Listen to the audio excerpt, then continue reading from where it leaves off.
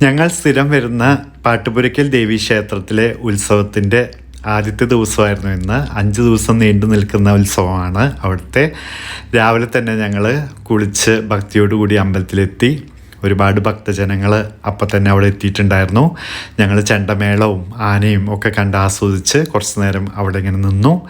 അത് കഴിഞ്ഞ് പ്രഭാത ഭക്ഷണത്തിൻ്റെ സമയം ആയിട്ടുണ്ടായിരുന്നു. ആ ക്യൂവിൽ നിന്ന് ഞങ്ങൾ ഉള്ളിൽ കയറി. ദോശയും ചട്നിയും സാമ്പാറും ആയിരുന്നു പ്രഭാത ഭക്ഷണം. നല്ല രുചിയുള്ള ദോശയും സാമ്പാറും ചട്നിയായിരുന്നു. അത് കഴിച്ച് ഞങ്ങൾ പുറത്തേക്ക് ഇറങ്ങി. വളരെ നല്ല സ്വാദുള്ള ദോശയായിരുന്നു. അത് കഴിച്ച് പുറത്തിറങ്ങിയപ്പോൾ നല്ല ചൂടൊക്കെ ഉണ്ടായിരുന്നു. ആ ചൂടിൻ്റെ ഉള്ളിൽ നമ്മൾ കുറച്ച് നേരം ഒരു മരത്തിൻ്റെ അടിയിൽ ഇങ്ങനെ ഇരുന്നു. അപ്പോൾ ആ മരത്തിൻ്റെ മുകളിൽ നിന്ന് ഒരു ഇല എൻ്റെ ഷർട്ടിലോട്ട് വീണു. ഞങ്ങൾ രണ്ടാളും അതിങ്ങനെ നോക്കിക്കൊണ്ടിരുന്നു. പൊങ്കാലയുടെ സമയം ആവാറായിട്ടുണ്ടായിരുന്നു. അപ്പോൾ നല്ല വെയിലും ഉണ്ടായിരുന്നു. ഒരുപാട് സ്ത്രീജനങ്ങൾ പൊങ്കാലയ്ക്ക് വേണ്ടിയിട്ട് അവിടെ ഇങ്ങനെ തയ്യാറെടുത്ത് നിൽക്കുന്നുണ്ടായിരുന്നു.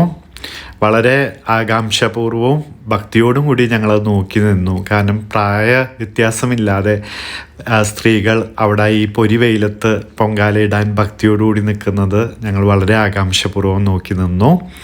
അത് കഴിഞ്ഞ് നല്ല വെയിലുള്ള സമയമായതുകൊണ്ട് തന്നെ ഞങ്ങൾ അവിടെ കുറച്ച് നേരം നടന്നിട്ട് ഇനി വൈകിട്ട് വരാമെന്ന് പറഞ്ഞ് ഞങ്ങളുടെ ഫ്ലാറ്റിലേക്ക് തിരിച്ചെത്തി.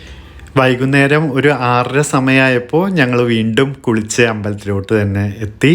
അമ്പലം വളരെയധികം അലങ്കാരമായിട്ട് നിർത്തിയിട്ടുണ്ടായിരുന്നു. ലൈറ്റുകളൊക്കെ ഇട്ട് വളരെയധികം ഭംഗിയുണ്ടായിരുന്നു അമ്പലം കാണാൻ വേണ്ടിയിട്ട്. നമ്മളവിടെ എത്തിയപ്പോൾ രാവിലത്തേക്കാളും ആൾക്കാരുണ്ടായിരുന്നു. വൈകുന്നേരം സമയത്ത് ജോലി കഴിഞ്ഞിട്ടുള്ള ആൾക്കാരും ഒക്കെ വന്ന് കുറേ ആൾക്കാരുണ്ടായിരുന്നു അവിടെ. ഞങ്ങൾ അമ്പലത്തിൻ്റെ അവിടെ എത്തിയപ്പോൾ അവിടെ ചെണ്ടമേളവും ഒക്കെ നടക്കുന്നുണ്ടായിരുന്നു.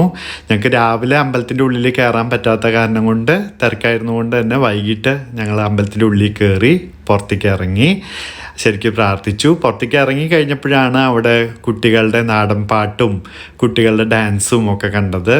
വളരെയധികം സന്തോഷം തോന്നി. ഞങ്ങളതിങ്ങനെ കണ്ടുകൊണ്ടിരുന്നു. കുട്ടികളുടെ അമ്മമാരും അച്ഛന്മാരും നാട്ടുകാരും എല്ലാവരും അവിടെ ഇരിപ്പുണ്ടായിരുന്നു.